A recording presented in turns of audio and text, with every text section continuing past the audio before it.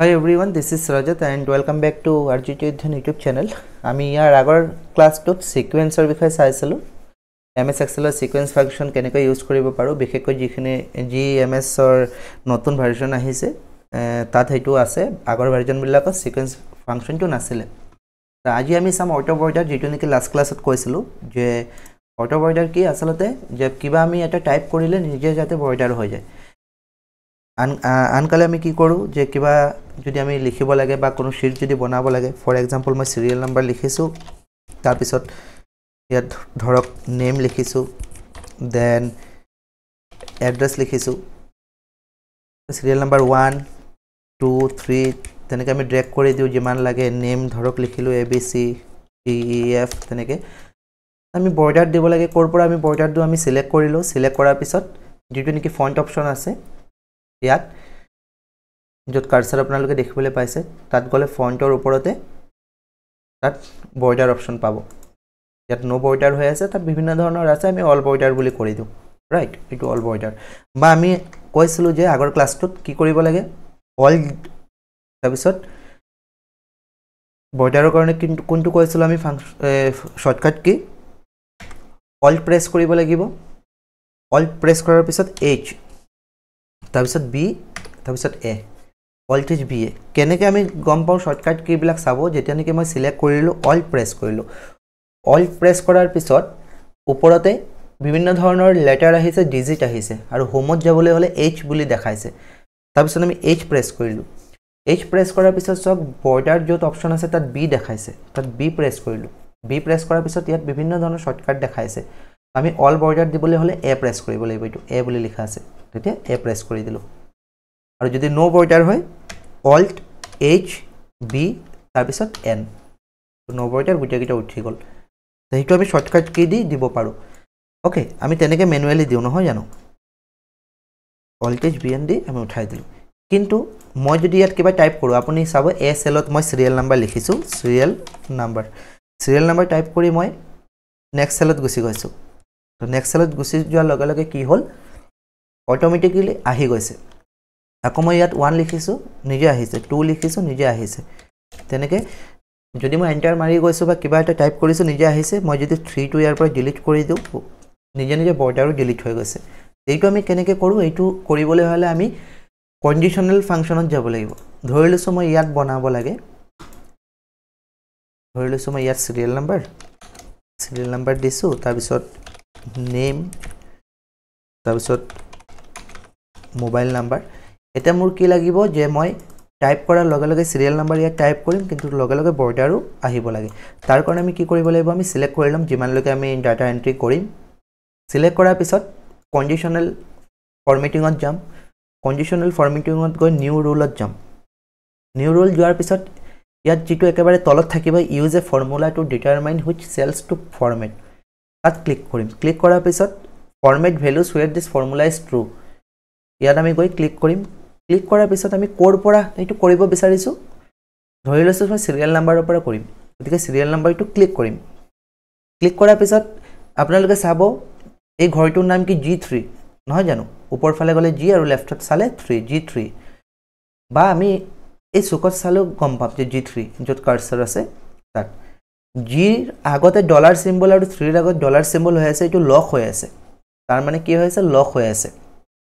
তো এটাৰ যেটো লক আছে 3 ৰ আগত যেটো ডলাৰ সিম্বল আছে, এইটো আমি নাইকিয়া কৰিব লাগিব। বেক স্পেস কৰি এইটো ডিলিট কৰিলো। ডিলিট কৰাৰ পিছত আমি ইয়াত এংগল ব্ৰেকেট ওপেন কৰিব লাগিব, এংগল ব্ৰেকেট ক্লোজ কৰিব লাগিব, যেটো নেকি আমি লেস দেন গ্ৰেটাৰ দেন বুলি ক'ব পাৰো। তাৰ পিছত আমি ডুৱেল কোটেশন দিব লাগিব বা ডাবল কোটস দিব লাগিব। ডুৱেল ইনভাৰ্টেড কমা যে আমি কওঁ সেইটো দিব লাগিব। ফৰমেটত যাম, ফৰমেটত গৈ আউটলাইন সিলেক্ট কৰিম। ইয়াত যেটো আউটলাইন অপচন আছে তাত সিলেক্ট কৰিম, আৰু ফিল যদি কৰিব হয় কিবা কালাৰ যদি আপুনি দিব বিচাৰে তে কালাৰ দি দিব পাৰে। ধৰি লৈছো মই কিবা এটা কালাৰ চুজ কৰি দিলো, ওকে কৰিলো, তাৰ পিছত ইয়াত ওকে কৰিলো। এটা নিজে নিজে আহি গৈছে।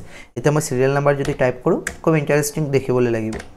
2 টাইপ কৰিম, 3 টাইপ কৰিম, 4 টাইপ কৰিম, আপুনি টাইপ কৰিলে এইটো আহি যাব। এইটো এটা প্ৰসেস। তাৰ পিছত এটা কথা চাব, যদি মই ইয়াত যেটো ডলাৰ সিম্বল আছিল এইটো যদি মই নুঠাও, মেনেজ ৰুলত গৈ এডিট ৰুল কৰি এই যিটো ডলাৰ চিম্বল আছে এইটো যদি মই নুঠাওঁ মই যদি আকৌ লক কৰি দিওঁ ওকে কৰিলোঁ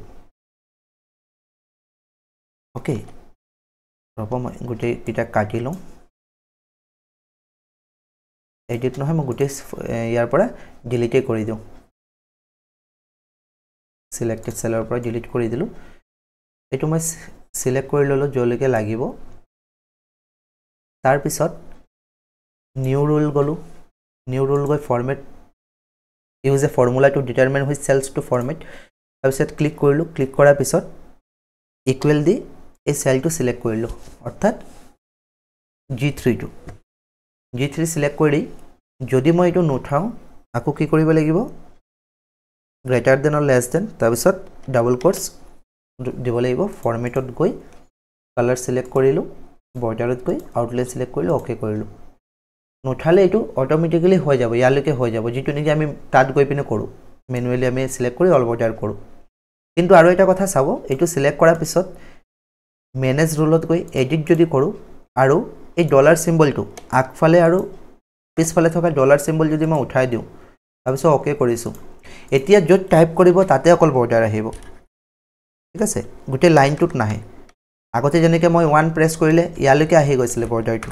মোবাইল নাম্বাৰলৈকে আহিছিলে নহয় জানো কিন্তু যেতিয়া নেকি মই লকটো অৰ্থাৎ সেলটো লক হৈ আছিলে ডলাৰ সিম্বলটো দুইফালে উঠাই দিছোঁ এতিয়া য'ত টাইপ কৰিব তাতে আহিব মোবাইল নাম্বাৰৰ ভিতৰত যদি টাইপ কৰিছে তেনেকৈ অকল মোবাইল নাম্বাৰৰ ঘৰটো আহিব ইয়াত যদি টাইপ কৰিছে ইয়াত আহিব ইয়াত যদি টাইপ কৰিছে ইয়াত আহিব তেনেকৈ যদি লকটো উঠাই দিয়ে তেনেকৈ আমি অটো বৰ্ডাৰ কৰিব পাৰোঁ তাৰোপৰি আন এটা উপায় আছে আমি আন এটা উপায় কেনেকৈ কৰিব পাৰোঁ ইয়াত সব ইয়াত মই যদি কিবা বনাব লাগে ধৰক সিৰিয়েল নাম্বাৰ দিলোঁ এগেইন নেম দিলোঁ তো ইয়াত অহা নাই আমি নিজে ম্যানুয়ালি কৰিব লাগিব নহয় জানো আমি কি কৰিব পাৰোঁ বেলেগ এটা উপায় আছে আমি গোটেই সেল সিলেক্ট কৰি ললোঁ য'লৈকে কৰিব লাগে ধৰি লৈছোঁ মই ইয়াতে কিবা বনাব লাগে ডাটা এন্ট্ৰি কৰিব লাগে সিলেক্ট কৰিলোঁ এগেইন কন্ডিশনাল ফৰমেটিঙত যাম কিবা ৰুল আছে যদি মই ক্লিয়াৰ কৰি লম এন্টায়াৰ শিটৰ পৰা কন্ডিশনাল ফৰমেটিঙত গৈ নিউ ৰুল যাম then use a formula to determine which cells to format তাত ক্লিক কৰিম ক্লিক কৰাৰ পিছত মই ইকুৱেল দিম ইকুৱেল দিয়াৰ পিছত টাইপ কৰিব লাগিব লেন LEN লেন টাইপ কৰাৰ পিছত ব্ৰেকেট ওপেন কৰিব ব্ৰেকেট ওপেন কৰাৰ পিছত য'ৰ পৰা আমি টাইপ কৰিম সেইটো সেল সিলেক্ট কৰিব সেলটো সিলেক্ট কৰাৰ পিছত এটা কথা মন কৰিব এইটো লক হৈ আছে দুইফালে ডলাৰ সিম্বল আছে মানে লক হৈ আছে আমি কি কৰিম যেটো নেকি সেকেন্ড সিম্বলটো ডলাৰৰ এইটো বেক স্পেচ মাৰি ডিলিট কৰিম ডিলিট কৰি ব্ৰেকেট ক্লোজ কৰিম কৰাৰ পিছত আমি দিব লাগিব গ্ৰেটাৰ দেন সিম্বলটো তাৰ পিছত 0 ওকে তাৰ পিছত ফৰমেটত গলো ফিলত গৈ কিবা এটা কালাৰ দিলোঁ বৰ্ডাৰত আউটলাইন ক্লিক কৰিলোঁ ওকে কৰিলোঁ ইয়াত ওকে প্ৰেছ কৰিলোঁ এতিয়া মই ইয়াত যদি কিবা লিখোঁ সিৰিয়েল নাম্বাৰ নিজে নিজে গোটেইটো আহি যাব তাৰপিছত বোলে নেম তাৰপিছত মোবাইল তাৰপিছত যি লিখিলে আৰু যদি সিৰিয়েল নাম্বাৰ 1 লিখোঁ গোটেই ঘৰটোত আহি গৈছে একেই এইটো হৈছে লেন ফৰ্মুলা আমি ইউজ কৰিলোঁ কন্ডিশনিঙত গৈ আৰু তাৰ আগৰটোত কি কৰিছিলোঁ আমি কন্ডিশনাল ফৰমেটিঙত গৈ কোনটো ফৰ্মুলা ইউজ কৰিছিলোঁ